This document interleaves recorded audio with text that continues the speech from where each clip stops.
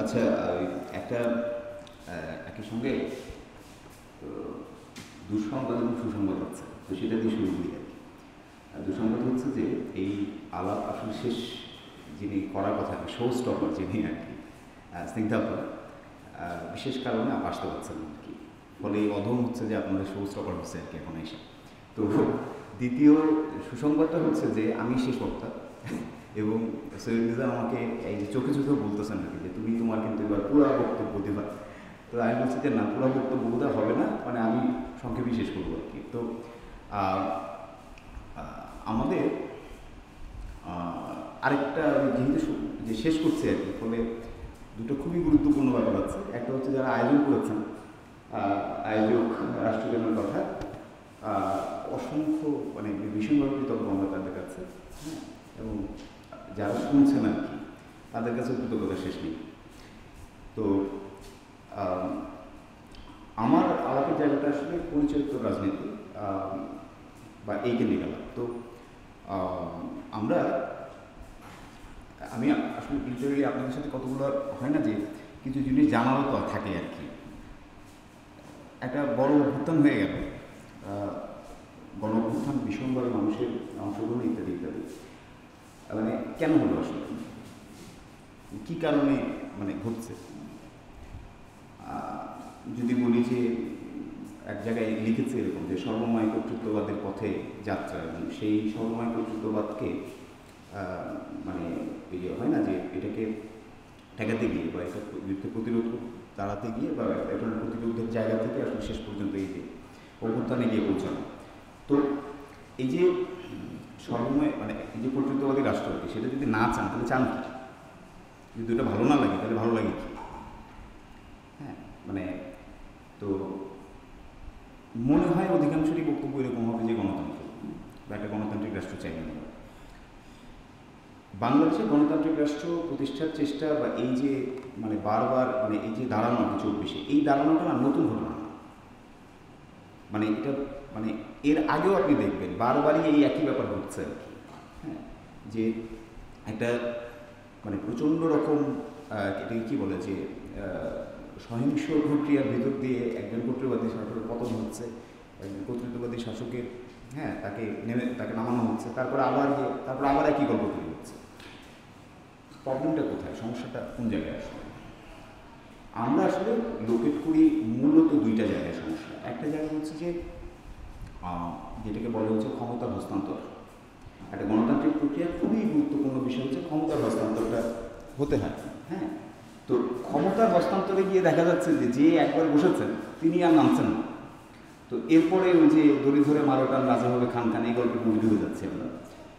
দ্বিতীয় সমস্যাটা হচ্ছে যে যেই ক্ষমতায় যাচ্ছে বা যারাই ক্ষমতা মানে বসছেন ক্ষমতায়, তারা মানে যাকে আমরা সংবিধান বলি, আমরা বলছি ব্যবস্থা গণতন্ত্র, তাতে যত মানে তাদের মতো করে সেটাকে দেখা যাচ্ছে সাজিয়ে ফেলছেন।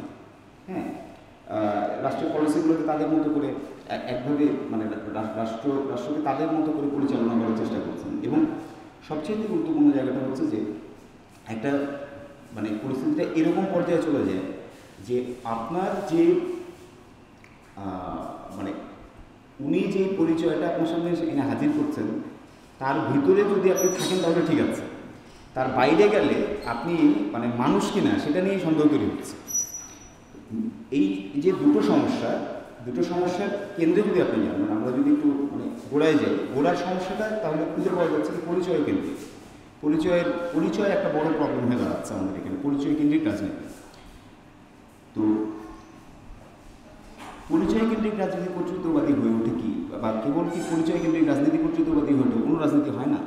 একটা খুব ইন্টারেস্টিং এক্সাম্পল আছে। এক্সাম্পলটা হচ্ছে মানে সোভিয়েত ইউনিয়ন মানে রুশ গল্প আর কি। তো গল্পটা খুব শুরু হয় এইভাবে যে তিনজন ব্যক্তি তারা ওই যে মানে কেজিবি হেডকোয়ার্টারে তাদেরকে ধরে আনা হচ্ছে।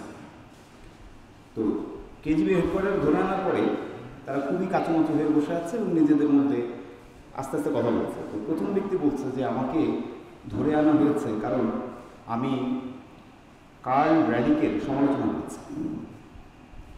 তো দ্বিতীয় ব্যক্তি এটা শুনে চমকে উঠছে সে বলতেছে যে বলেন কি, আপনাকে কার্ল রেডিককে আপনি সমালোচনা করছেন, তার জন্য ধরে আনা হয়েছে? আমাকে তো ধরে আনা হয়েছে যে আমি কার্ল রেডিকের পক্ষে কথা বলেছি এই কারণে। এখন দুজন ব্যক্তি এই কথা বলছে, আর তৃতীয় ব্যক্তি আরও কাচুমাচু হয়ে যাচ্ছে। তো তৃতীয় ব্যক্তিকে তখন দুজন জিজ্ঞেস করছে, তাহলে আপনাকে কেন ধরে আনা হয়েছে? সেই বেচারা বলতেছে আমি কার্ল রেডিক। তো এইটা হচ্ছে কর্তৃত্ববাদের, মানে সর্বময় কর্তৃত্ববাদের এই হচ্ছে চেহারা। অর্থাৎ হ্যাঁ না ব্যক্তি, আমি তুমি সে, তিনজনই একই জায়গায়। হ্যাঁ, তো ডেফিনেটলি এই ধরনের একটা রাষ্ট্র আমরা কল্পনা করি না। হ্যাঁ, সোভিয়েত ইউনিয়নে যেটা হয়েছে সেটা মতাদর্শিক রাজনীতির রাস্তা দিয়ে এসছে। আমাদের এখানে গল্পটা ভিন্ন একটু। আমাদের এখানে পরিচয়ের রাজনীতি একটা বড় মানে আধার হয়ে যাচ্ছে রাজনীতি। এখন পরিচয়ের রাজনীতিকে খারাপ কিছু ইটসেলফ, মানে পরিচয়ের রাজনীতির কথা একটু ভেবে দেখেন আপনি। ধরেন বাংলাদেশের জাতীয়তাবাদী রাজনীতিটা খুবই হয় না যে স্বর্ণালী অতীত আছে তো। কারণ আপনি যদি বলেন যে জাতীয়তাবাদী রাজনীতি খারাপ, তাহলে কলোনিয়াল পিরিয়ডে যে লড়াইটা হয়েছে, জাতীয় মানে যে লড়াই হয়েছে পাকিস্তান আমলে, যে লড়াইগুলো হয়েছে, সেই লড়াইগুলো জাতীয়তাবাদী রাজনীতির ভূমিকা আছে না সেখানে? তাহলে জাতীয়তাবাদী রাজনীতি মানে এটা ভালো না, এটা বলে আসলে মানে আগানো যাচ্ছে কিনা, যদি আগানো না যায় তাহলে একটু আরেকটু পেছন থেকে বোঝাটা মনে হয় ভালো। এটা পার্থ চ্যাটার্জির একটা খুব গুরুত্বপূর্ণ আলাপ আছে এই ব্যাপারগুলো নিয়ে। আমাদের এখানে দুটো জায়গা থেকে চিন্তা করেন। প্রথম জায়গাটা হচ্ছে যে পরিচয়ের কেন্দ্রিক রাজনীতি আসলে কত রকমের হতে পারে, বা আমাদের এখানে কত রকম প্র্যাকটিস হয়েছে। একটা প্র্যাকটিস আছে ধরেন জাতি কেন্দ্রিক, মানে আমরা বলি না জাতপাত কেন্দ্রিক রাজনীতি। একটা আছে ধর্মীয়, একটা আছে যে ভাষা এবং সংস্কৃতি। হ্যাঁ, আরেকটা আছে এক ধরনের সিউডো রেসের ধারণা দিয়ে তৈরি হয়েছিল আর্যত্ব বা ইত্যাদি ইত্যাদি নামে। এরকম আপনি তিন চারটা মডেল পাবেন পরিচয়ের রাজনীতি। আবার যদি জাতীয়তাবাদী রাজনীতিকে আপনি আরেকটা অ্যাঙ্গেল থেকে দেখেন, দেখতে পাবেন যে এখানে না দু রকমের জাতীয়তাবাদী রাজনীতির মানে দু রকমের চেহারা আছে এই রাজনীতিগুলো। একটা চেহারা হচ্ছে যে ভীষণভাবে তারা কলোনিয়াল যে আপনার শাসন কাঠামো বা যে ব্যবস্থা, তার বিরুদ্ধে প্রতিরোধ দাঁড় করিয়েছে। এটা এক ধরনের মানে জাতীয়তাবাদী রাজনীতির একটা চেহারা আমাদের এখানে। এবং এই যে প্রতিরোধটা, এই প্রতিরোধটা ইনফ্যাক্ট খুবই মজার। মানে কংগ্রেসের জন্মের অনেক আগে থেকে শুরু হয়ে গেছে। কীভাবে এটা হয়েছে জানেন? হচ্ছে ভাষা দিয়ে, হচ্ছে ওই যে আমরা বলি না সমাজ, মানে আপনার সমাজের ভেতরে আমি তুমি ইংরেজি, আমি তোমাকে সমাজের ভিতরে আসতে দেবো না, তুমি সমাজের বাইরে থাকবে। হ্যাঁ, ফলে সমাজ দিয়ে আটকানোর চেষ্টা করেছে। এবং 19 শতকের লিটারেচার যদি আপনারা পড়েন, আপনারা দেখতে পাবেন যে এই যে অন্দরমহল সমাজ, হ্যাঁ, এই জায়গাগুলোতে এক ধরনের রেজিস্ট্যান্স আমাদের এখানে কিন্তু অনেক আগে থেকে শুরু হয়ে গিয়েছিল। এটা একটা জায়গা। তো ফলে একটা জায়গা হচ্ছে রেজিস্ট্যান্সের জায়গা। আরেকটা চেহারা আছে। আরেকটা চেহারা হলো ঠিক উল্টা, বা অনেকটা হয় না যে কলোনিয়াল সিস্টেমের ভেতরে নিজেকে অ্যাডাপ্ট করার চেষ্টা। কারণ আমাদের এখানে ধরেন ভারতবর্ষ যদি কল্পনা করেন, জাতিগোষ্ঠী তো অনেক, জাতীয়তার ধারণা অনেক রকম ছিল। তো তাদের মধ্যে এক ধরনের ইন্টারনাল নিজস্ব লড়াইও ছিল। সেই লড়াইয়ে কে এগিয়ে থাকবে সেটা আরেক গল্প। ঠিক আছে, এখন দুই রকম পরিচয়বাদী রাজনীতি, মানে পরিচয়বাদী রাজনীতির দুই রকম চেহারা পাওয়া যাচ্ছে। এই দুই রকম পরিচয়বাদী রাজনীতির মধ্যে একটা রাজনীতিকে আমরা বলছি যে এটা না প্রাসঙ্গিকতা প্রায় মানে আপনি কাইন্ড অফ ফুরিয়ে গেছে। কেন ফুরিয়ে যাচ্ছে? ধরুন মানে রাজনীতি জিনিসটা কি, বা রাজনৈতিক হয়ে ওঠা গল্পটা কিসের গল্প আসলে? মানে রাজনৈতিক হয়ে ওঠা কি আসলে? এটা কি মানে ধরেন মরাল গল্প? মরাল ভালো মন্দ দিকে আমি রাজনীতি বুঝতে পারবেন? মানে ধরুন অমুক ভালো কি মন্দ, অমুক শাসক ভালো, অমুক শাসক মন্দ, এটা দিয়ে রাজনীতি বোঝা যায় কিনা, এইরকম একটা বোঝাপড়ার চেষ্টা কিন্তু আছে দুনিয়াতে। হ্যাঁ, ধরেন যে জন রলস বা হেবারমাসরা এইভাবে চিন্তা করেন, বা এই চিন্তা পদ্ধতি গিয়েছেন আর কি। তো এখন সেই বোঝাপড়ার ক্ষেত্রে একটা বড় সংকট তৈরি হয়। এটা লিবারেল বোঝাপড়া বলে এটাকে। সংকটটা হচ্ছে যে আমাদের মানে এটা যদি এইভাবে চিন্তা করেন, তাহলে মোরালিটির সাথে পলিটিক্সের খুব একটা পার্থক্য খুঁজে পাওয়া যায় না। কিন্তু রাজনীতির একটা বিশেষ কাজ, রলস বা হেডালমাসদের আলাদা হচ্ছে এরকম যে রাজনীতি আসলে মানুষকে মেলায়, হ্যাঁ, এটা বন্ধনের জায়গা তৈরি করে এবং ইত্যাদি ইত্যাদি। ঠিক উল্টো আরেক ধরনের চিন্তা আছে যেটা কার্ল স্মিথ এবং তারপরে সালতান মোফাজ্জল এটাকে আরও ডেভেলপ করেছে। এটা বলে যে রাজনীতি আসলে মিলনের জায়গা না, এটা সংঘাতের ক্ষেত্র, এটা অস্তিত্বের লড়াই তো, হ্যাঁ, মানে এবং অস্তিত্বের লড়াই কী গল্প হয়, আপনি কি বোঝার চেষ্টা করেন, কে আপনাকে মারবে তাকে খোঁজার চেষ্টা করেন তো আগে, আপনি তো ওটা খুঁজবেন আগে। ফলে দুশ্মন খোঁজাটা হচ্ছে গুরুত্বপূর্ণ কাজ এই ধরনের রাজনীতিতে। তাহলে দুটো গল্প তৈরি হচ্ছে রাজনীতির, মানে রাজনীতির দুই ধরনের ব্যাখ্যা পাচ্ছি। যদি আমরা দ্বিতীয় ব্যাখ্যাটাকে মনে করি যে ওকে অপেক্ষাকৃত ঠিক, তাহলে ওই ব্যাখ্যার ভিতর দিয়েও যদি দেখেন আপনি দেখবেন যে আমাদের এখানে কী হয়েছে আসলে, যে কলোনিয়ালিজম ইটসেলফ, মানে যদি এটা হয় যে কলোনিয়ালিজমের বিরুদ্ধে রেজিস্ট্যান্স বা প্রতিরোধ, এটাই হচ্ছে যে মানে রাজনীতির মূল কথা ছিল বা পরিচয়বাদী রাজনীতির মূল কথা থাকবে, সেই পরিচয়বাদী রাজনীতির যে দুশ্মন সে তো সরে গেছে সামনে থেকে। মানে কলোনিয়ালিটি আছে কারণ এটা প্রবণতা চলে, কিন্তু কলোনিয়ালিজম তো একটা টাইম, একটা ঘটনা শেষ হয়ে গেছে সেটা। তাহলে তার আপাত দৃশ্যমান যে শত্রু সে তো নাই। শত্রু যদি না থাকে আপনি লড়াইটা করবেন কার সাথে, সেই অর্থে যদি চিন্তা করেন তাহলে একভাবে আপনি দেখবেন যে ওই পরিচয়বাদী রাজনীতি না প্রাসঙ্গিকতাটা শেষ। কিন্তু আরেক ধরনের পরিচয়বাদী রাজনীতি যেটা কিন্তু টিকে আছে, যেটা সাস্টেন করেছে, যেটা অনেক বেশি কলোনিয়াল আইডিয়াগুলোকেই দেখবেন যে আপনার আত্মস্থ করে ওই ক্ষমতা কাঠামো থেকে মানে নিয়ে আসা চিন্তাকে আত্মস্থ করে এখান থেকে গ্রো করেছে। সেই পরিচয়বাদী রাজনীতি বাংলাদেশে আপনি বলতে পারেন যে এটার একটা ধারাবাহিক প্রক্রিয়া আপনি দেখতে পারেন 50 বছর ধরে কিন্তু চলেছে এবং আমরা জানি না আমাদের সামনে হতে চলবে। পরিচয় রাজনীতি একটা বড় সংকটের জায়গায় কি জানেন, এটা না বিভক্তি তৈরি করে। মানে এই ধরনের পরিচয় রাজনীতি এটা ডেফিনেট মানে ভীষণভাবে ভাগ করে। আপনি চিন্তা করেন যে কটা পরিচয়বাদী রাজনীতির কল্পনা আপনি করতে পারেন বাংলাদেশে, সেটা ধর্মীয় হতে পারে, জাতীয়তাবাদী হতে পারে। আপনি চিন্তা করেন তো, মানে 100 ভাগ বাংলাদেশের মানুষকে কি সে এক জায়গায় রাখতে পারে, আনতে পারে? মানে সেটা সম্ভব কিনা, হয় কিনা সেটা। তাহলে কাউকে না কাউকে সে এক্সক্লুড করবে। এবং এই এক্সক্লুশনের মজাটাই হচ্ছে এইখানে যে এটা একটা পিরামিডের মতো স্ট্রাকচার। মানে আপনি উপর থেকে যখন নিচের দিকে নামছেন, মানে যত উপরে থাকবেন আপনি তত নিরাপদ আর কি, যত নিচে নামবেন তত আপনি আর মানুষের কাতারে থাকবেন না। আমরা যেটা বলছি বিমানও হবেন, আপনাকে হিউম্যান আকারে দেখা হবে না, ঠিক আছে? তো এইটা যদি ঘটে আর কি, এবং এটার মানে প্রচণ্ড চেহারাটা কি, যে ছবিটা আমরা দেখে রেখেছি না, আবু সাহিদ মরিয়া প্রমাণ করিল সে কেমন রাষ্ট্র চায়, তাই তো গল্পটা। মানে আবু সাহিদকে মরতে হয়, কারণ সে যে ধরনের রাষ্ট্র কল্পনা করেছে হয়তো, বা যে হয় না ধরে নিচ্ছে বৈষম্যহীন রাষ্ট্রের কল্পনা সে করে, সেই রাষ্ট্র আরেক পক্ষ চাচ্ছে না, তাদের কল্পনার সাথে মিলছে না, ফলে তাকে সরা দাও দুনিয়া থেকে। এই যে গল্প, এই যে মানে হয় না যে রক্তক্ষয়ী গল্প, শহীদ হওয়ার গল্প, পুরো প্রসেসটার মধ্যে আপনি দেখবেন যে এক ধরনের না ওই যে বিমানবীকরণের একটা গল্প পেছনে লুকিয়ে থাকে। তো আমরা তো ওই যে সৈয়দ নেজার শুরুতেই বলেছেন আপনি, মানে রাষ্ট্রের চাইতে বড় তো মানুষ। কারণ রাষ্ট্র কিন্তু এটাও কিন্তু মাথায় রাখবেন যে রাষ্ট্র নিজেই একটা রাজনৈতিক ঘটনা এবং প্রক্রিয়াটা সহিংস। দুনিয়াতে আমার মানে স্মৃতিতে আসে না, আপনাদের থাকতে পারে, যে রাষ্ট্র গঠিত হচ্ছে সহিংসতা হয়নি, ইটসেলফ একটা ভায়োলেন্ট প্রক্রিয়া, তাই না? তো এবং সেইখানে সেই প্রক্রিয়ায় মানুষের চাইতে দেখা যাবে ঝান্ডা বড় হয়ে যায়। তো এই যে পতাকা বড় হওয়া, একটা পরিচয়কে সুনির্দিষ্ট একটা পরিচয় বিরাট হয়ে ওঠার গল্প, হ্যাঁ, এবং সে হাজির করা, এবং পরিচয়ই অ্যাজ ইফ হয় না যে সকল সমস্যার সমাধান হয়ে যাবে যদি আপনি অমুক পরিচয় অমুক পতাকার নিচে এসে দাঁড়ান। এই গল্প আমরা যেটা আসলে বলতে চাই আর কি, যে এটা আমাদেরকে না কোনো দিকে নিচ্ছে না। মানে প্রথম বিষয়টা, প্রবলেমটা খেয়াল করেন যে আপনি মানে কোনোভাবেই দেশের সকল মানুষকে এক জায়গায় আনতে পারতেছেন না, এটা গেলো 1 নম্বর জায়গা। কোনো পরিচয়ের ঝান্ডার নিচে আপনি দাঁড় করাতে পারবেন না মানুষকে। এবং এই যে একটা ধারণাও এর সঙ্গে যুক্ত আর কি, যে একটা রাষ্ট্র মানে একটা আপনি রিপাবলিক হয়েছে বা যাই হয়েছে, রাষ্ট্র গঠিত হয়েছে, তার মানে হচ্ছে যে মানে সকলের জাতীয়তা একই, মানে অ্যাজ ইফ এক রাষ্ট্র এক জাতি আর কি।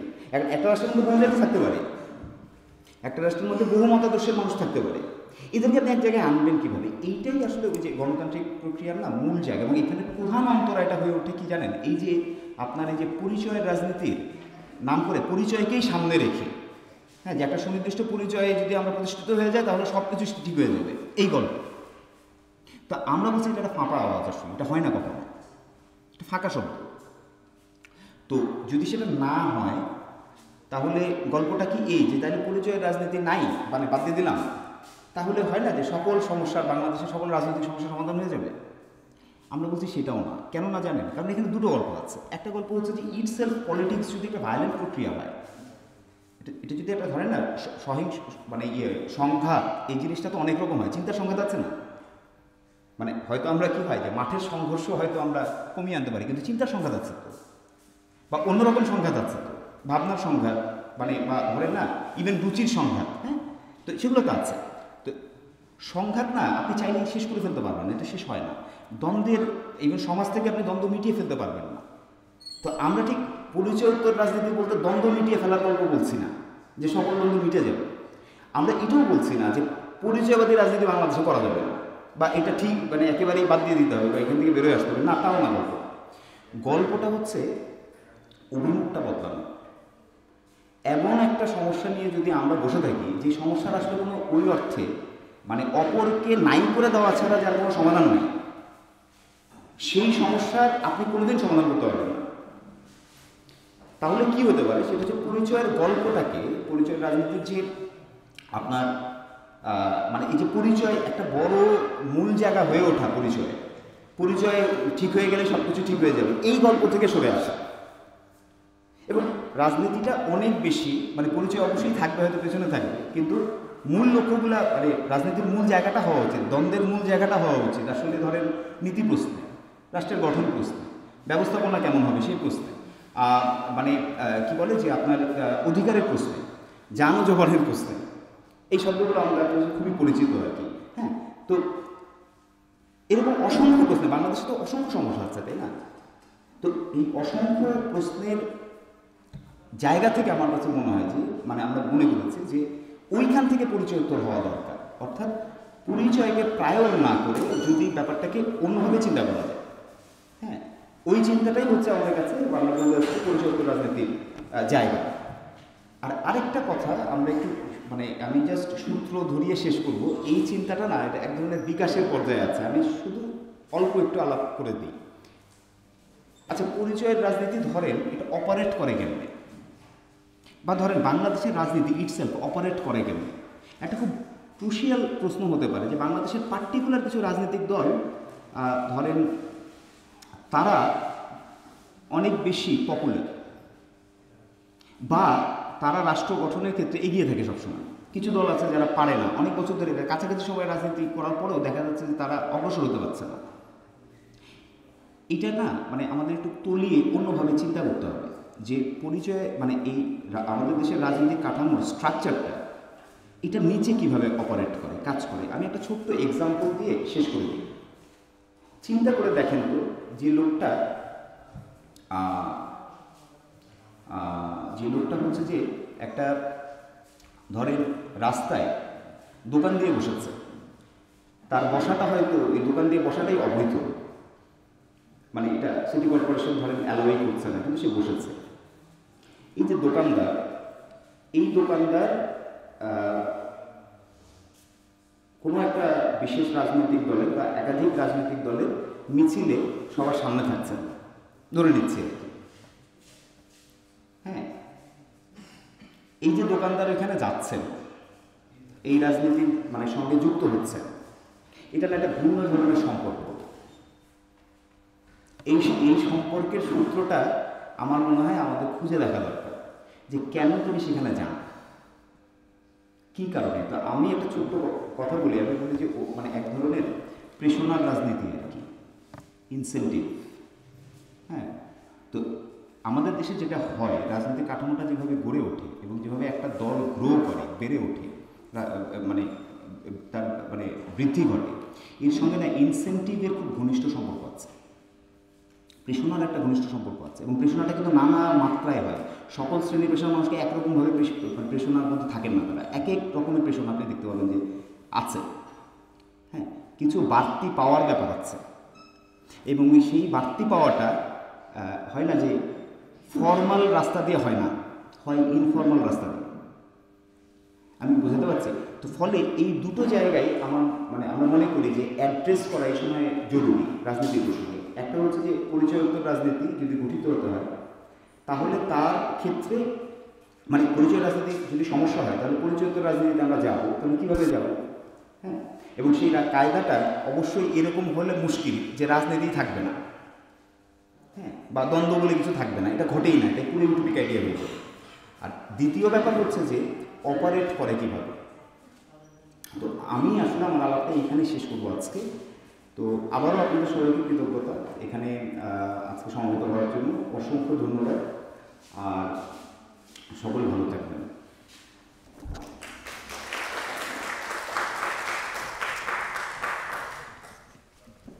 আচ্ছা, ওই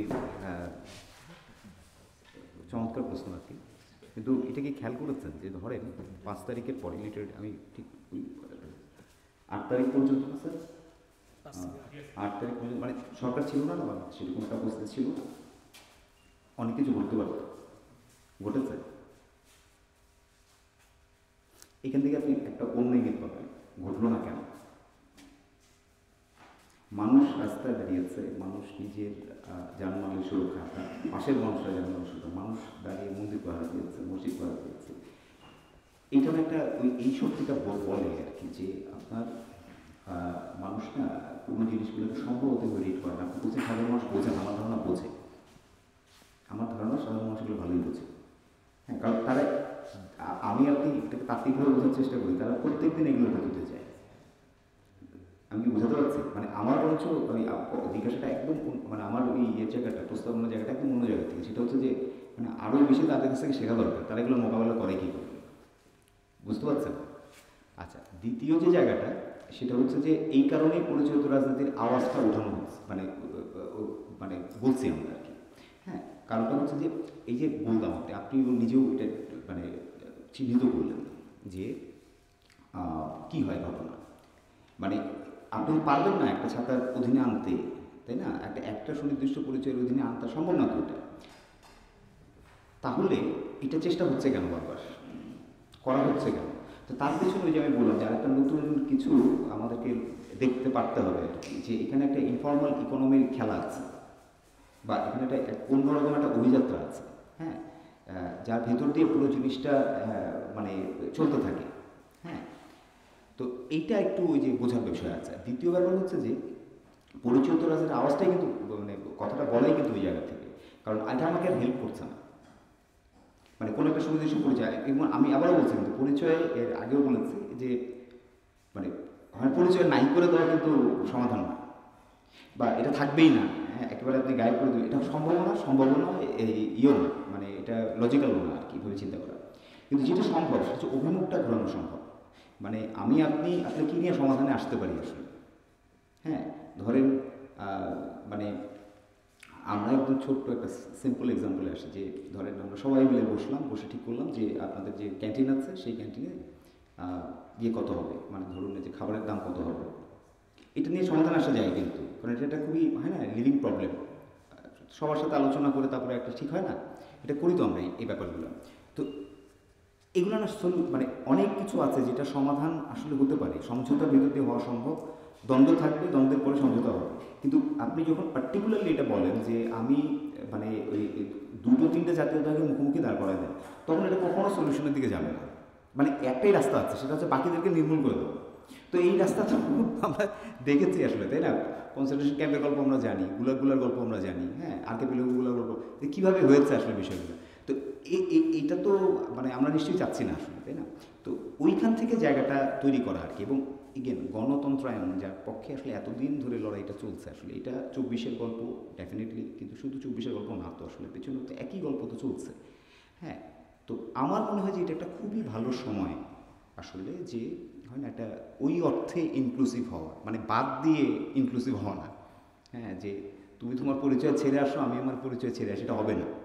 তুমি তোমার পরিচয় নিয়ে আসো, আমি আমার পরিচয় নিয়ে আসি, তারপরে আলাপটা করি যে সমঝোতা কী দিয়ে হতে পারে।